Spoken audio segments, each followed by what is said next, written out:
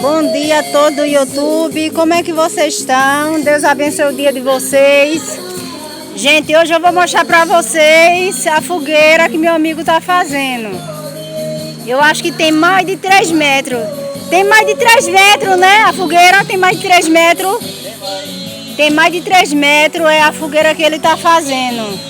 Aí ele começou a fazer agora. Depois eu vou mostrar pra vocês e quando ele finalizar. Tá? Então Deus abençoe a todos os inscritos. Quem não é inscrito, gente, se inscreve.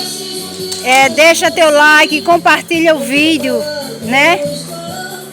É isso aí. Brinca São João em paz, com a família. Come bastante milho, pamonha, canjica. E vai ficar linda a fogueira dele. Linda, porque é grande.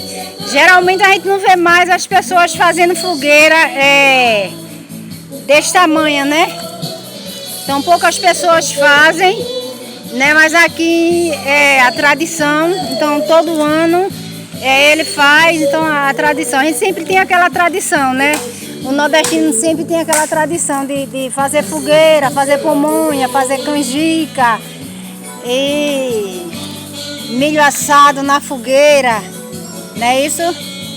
Então Deus abençoe a todos, gente. Deixa teu like, gente. Compartilha o vídeo, dá uma força aí a Cleide. É isso aí. Quando tiver finalizada, vai ficar linda, viu?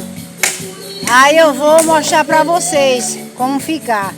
Comenta alguma coisa onde vocês moram. Vocês fazem fogueira, né? Porque tem lugares que é proibido fazer fogueira, né? Então, geralmente quem mora na rua é proibido fazer fogueira. Não é isso? Mas comenta alguma coisa aí, né? Comenta se vocês fazem a mesa de São João, que faz o bolo, né? Então Deus abençoe a todos. Aqui é o sítio dele. Ele mora aqui perto da minha casa, né? Logo atrás tem a casa dele, né? Tem as vizinhanças. É isso aí. Então Deus abençoe a todos.